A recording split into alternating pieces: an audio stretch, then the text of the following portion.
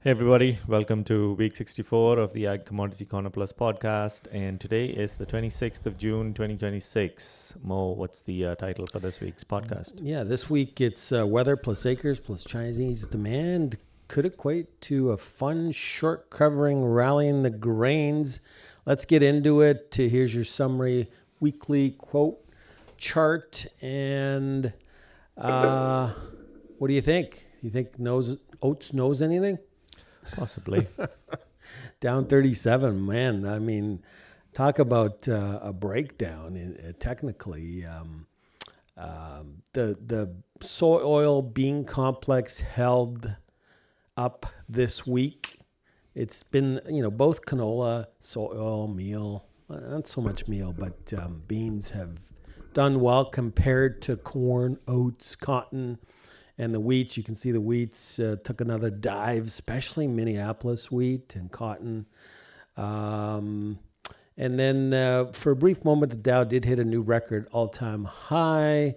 But, stocks were in sell mode this week. We had some concerns with some of the chip stocks and, the late in the week, I guess OpenAI is delaying their IPO, and there's some concerns about AI spending. And anyways, I think for the most part, the AI tech stocks are probably a little ahead of themselves, and some profit taking is always healthy, just like in the grains. Bitcoin trying to stay above that 60,000. Crude broke 70. We'll get into that.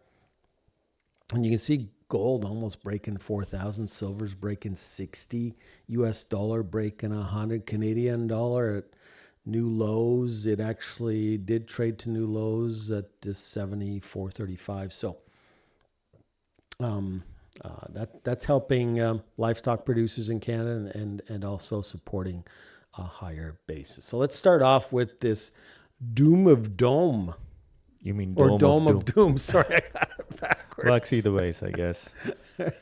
Let's talk about that heat dome. Doom of dome. Could be. Dome of doom, whatever. Anyway. A massive combined heat dome is gripping the central and eastern U.S., bringing the first widespread extreme heat of the 2026 season, stretching across the Midwest and Great Lakes. The system is trapping heat and humidity, sending temperature indexes above 100 degrees and even above 110 degrees Fahrenheit. The warmer and drier pattern will continue into July 10th as of the current forecast, but could extend more. So just to explain, the map on the left, this is the European weather model, and then the one on the right is the American model. You can barely see it here, okay? And in each case, so the European model, this is through July 10th, is showing a lot of heat for the Midwest, well, mostly for all of the United States. But the American model is throwing the eastern part where this dome of doom is situated over from now till July 10th is expected to get cooler.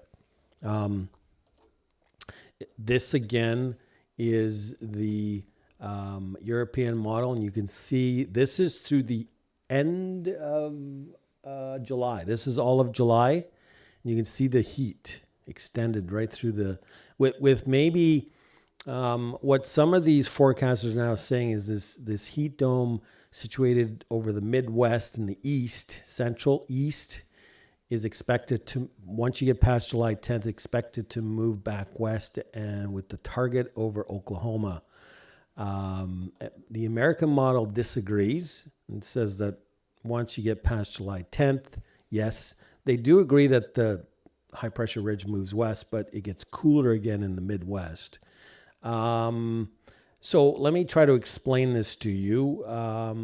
They claim that the waters off the Gulf of Mexico, which is up here, if those waters become warmer, that high pressure ridge is situated over the Western Corn Belt. If it gets cooler, if these waters get cooler by the end of June, that high pressure ridge can be stationary over the Midwest.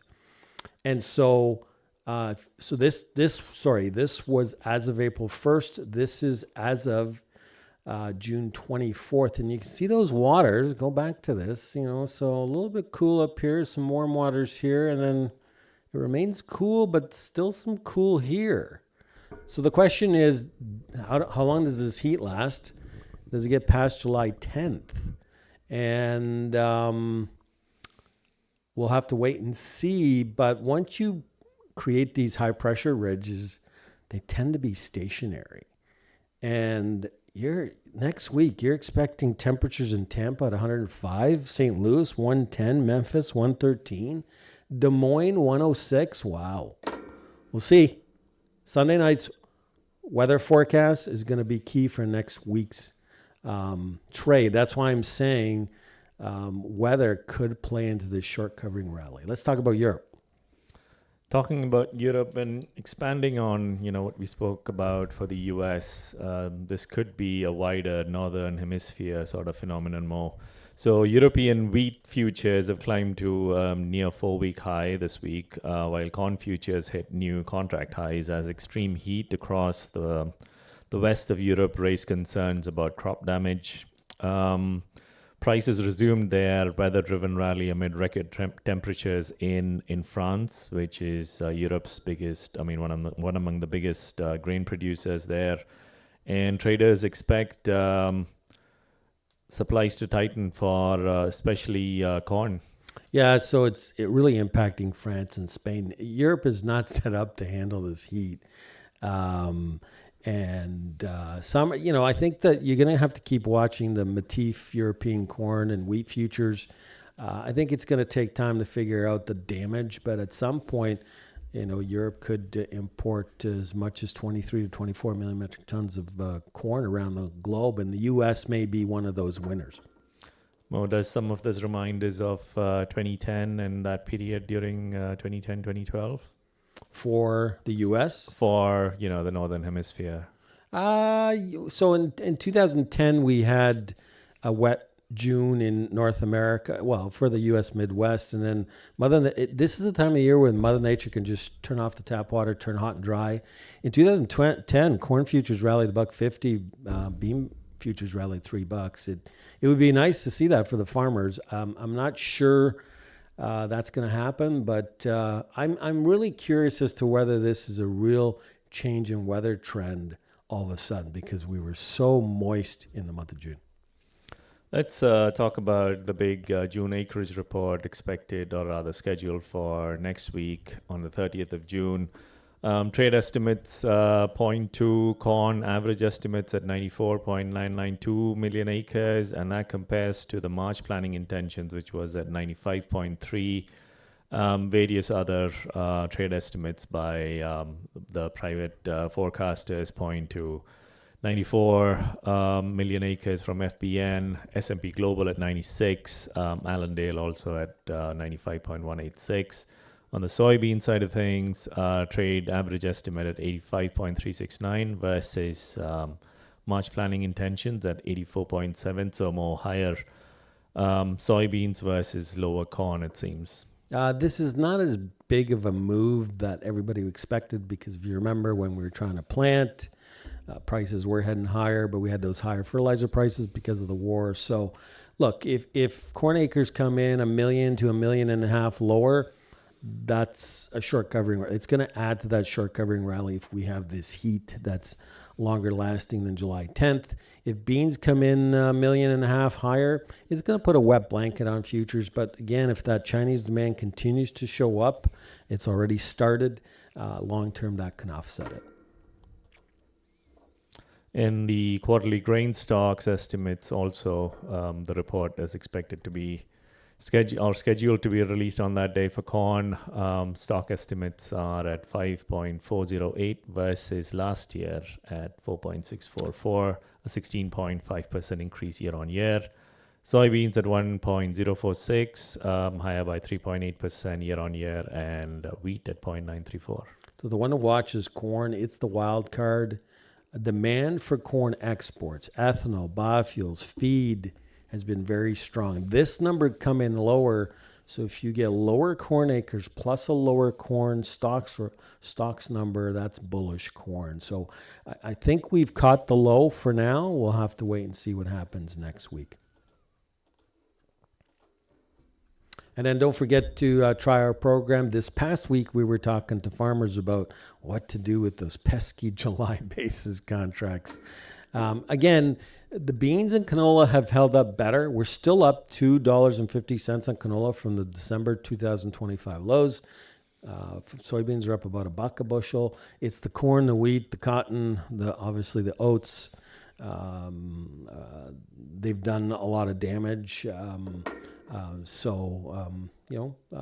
Tell us what you're doing in the comments. Are you rolling if you do have one, or are you just fed up and puking those contracts out and just moving on with life?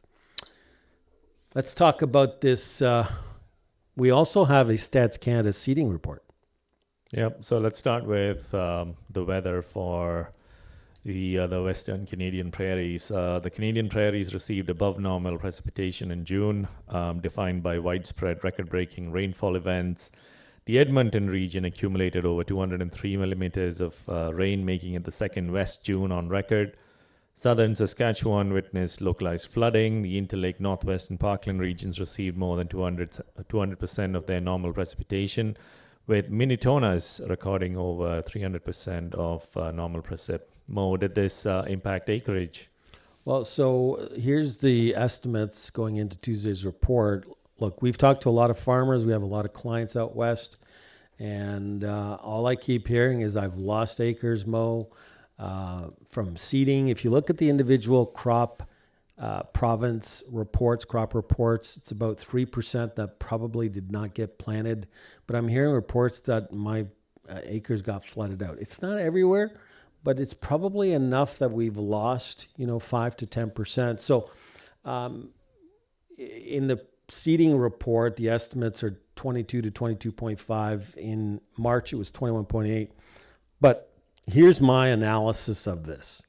If it would that 21.8 was taken in December. The survey was taken before China lifted the tariffs on canola and prices rallied. Remember, we went from 620 to as high as 800. So did we add acres? So maybe the 21.8 became a 23. Maybe we took some away from wheat. Wheat was rallying, but there's more money in canola than there is in wheat. Even if you could sell wheat for $8 flat, is a break even at best, depending on your yield. So I think we've lost some all wheat acres, mostly spring wheat. We've added to canola, but if we've lost both unseeded and flooded acres in both canola and wheat, this report could surprise. So that's my take on the Canadian prairies. There was just too much moisture in June. And it doesn't look like they might get some heat, but the overall summer looks normal. Nothing out of the ordinary. Let's talk about this 2026 Chinese U.S. soybean commitment tracker. There were more sales that happened last week. And as of now, the rumors from last week before China's holiday was for an additional 600,000 metric tons of U.S. soybean purchases, and the weekly USDA export report confirmed that. There are more rumors this week of an additional 1 million metric tons of U.S. soybeans and also for U.S. corn purchases. And the fact that the U.S. soybean and corn spot basis at the river terminals is strengthening could be a sign of good things to come as we start a new month. As of now, we're at 5% if we include that unknown as well, Mo. Yeah, so the trade typically says the unknown at 901 million metric tons is not China, but for some reason this time around, they've decided that it is China. So the total there, 901, is to unknown. So they're starting to buy. It's still not enough volume, but yesterday they got excited because the weekly export report showed the 200,000 to China and then an additional 529 to unknown. So We got a key bullish reversal to the upside yesterday, both in corn, old and new crop, as well as in soybeans. Obviously, the old crop July contract is running out of time, but we weren't able to follow through today because we really didn't have any new flash sales. But the fact that basis is improving, that may be a sign that China's U.S. corn is on sale. Why isn't China buying? If they got to buy $17 billion worth of U.S. ag between now and the end of the year, corn is probably on top of their buying list, shopping list. So, again, that's why our title is what it is. You have weather, you have acres and stocks that could be bullish, friendly, and then of course, what if China next week comes in and says, "Hey, we're buying 1 million metric tons of U.S. corn"? I think you could retest $5 corn very quickly. Let's talk about what is happening with year-round E15, and also U.S. President Trump asked Congress to approve more than $11 billion in additional aid for farmers facing high fuel and fertilizer costs since the Iran war. If Congress passes the legislation, direct government payments to American farmers are projected to reach $55.4 billion for the calendar year, making up roughly 33% of total U.S. farm income in the year, the highest share of direct government dependency since 2001. I'm going to say it again. The system is broken. $55 billion? Are you kidding me? It only goes through the farmer's hands back into the fertilizer, the feed, and the ag equipment. That's all it does. You're asking the farmer, the smaller farmers, maybe the big industrial farmers can withstand this volatility and pain, but I think the small farmer just probably ends up having to retire or go do something else. This is hard. Why don't you allow prices to gradually go up so they can go make some money? They can't. At today's prices, they're not making a dime. I think Trump's doing it to gain votes for the midterms in November. That's all it is. Nothing more. But they need to change the system because even the Western Canadian farmers and Ontario farmers, the prices are tied to what's going on in Chicago. If we can't allow corn futures to trade above 5, if we can't, outside of a weather threat, or beans above 11 or 12, those farmers will never make any more money.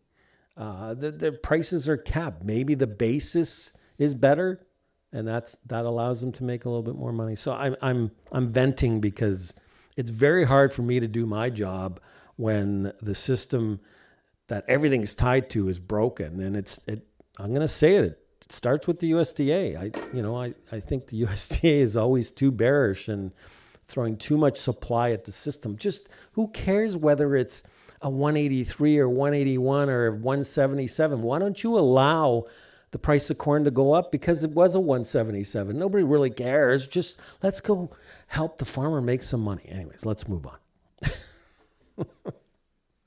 What about crude? Let's talk about crude. An end, or at least an expected end, to the Iran war, and more traffic through the Strait of Hormuz continues to weigh on crude oil futures, and WTI crude oil futures tumbled below $70 a barrel this week, and fertilizer urea slipped under $400 US per ton. This is a silver lining for farmer input costs as we go into 2027. The American Farm Bureau Federation reports that 2027 input costs will be higher with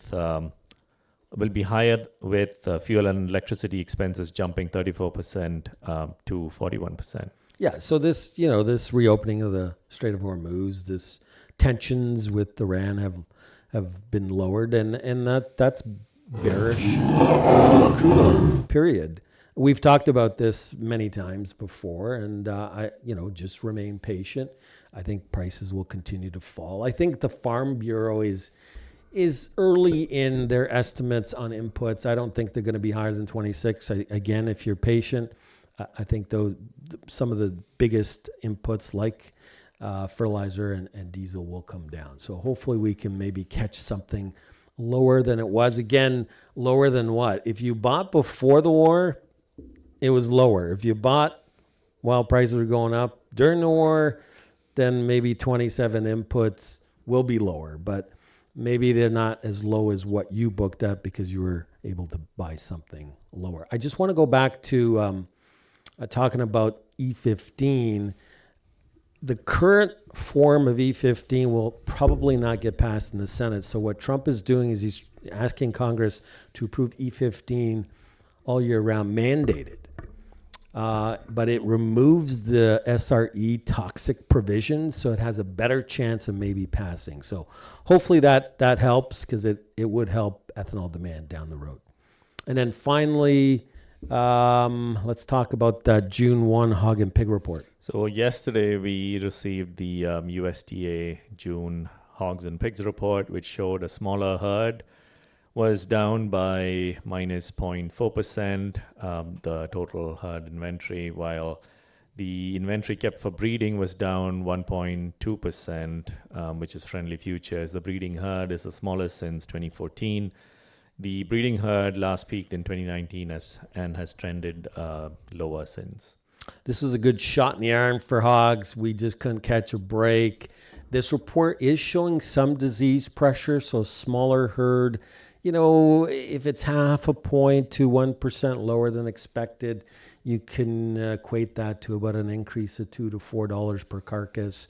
So in the August contract, I mean, in August is really tied to cash and cutout, but if we could get the cash and cutout to start to rally because of seasonal demand, and that demand is very weak in the U.S., domestic demand, but you could maybe retrace back up to that 105. The question is this report more about the fourth quarter, and is there a marketing hole there? And maybe we get October, December to trade much higher. Let's talk about the stock market and look at Micron. So Micron reported earnings this week, and Micron's third quarter revenue more than quadrupled to $41.46 billion, up from $9.3 billion a year ago. It's projecting revenue of around $50 billion for the current quarter, compared with $11.3 billion last year. The company's stock soared more than 15% on the day that it was reported, and is up by 863% over the past year. And Micron just generated more profit in a single quarter than NVIDIA did almost exactly 1 year ago. This is another, every week I find a wow moment, and this is another wow moment. This was very bullish. I think, as I said earlier, markets and chip stocks and AI are probably a little ahead of themselves. We just got to buy a little bit more time. But Micron is now the margin king. So what's happened is, as AI has exploded, demand is through the roof on GPUs and now CPUs with AI agents.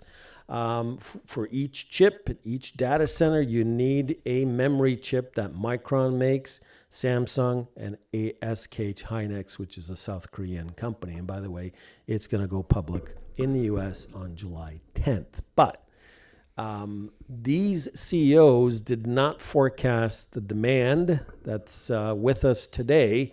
Micron CEO is saying that memory chip storage will be short, bottlenecked, through 2027. So what's happening is Apple is now having to raise their computer prices because the price of memory is just through the roof, and supply is not going to catch up to demand. So as we wait, the prices keep going higher, and Micron's margins keep going higher. So that's why now it's called the Margin King. A wow moment for the week to end June. Let's look at today's update from CFTC, and not a lot of good news, especially for grains. A lot of red on the screen.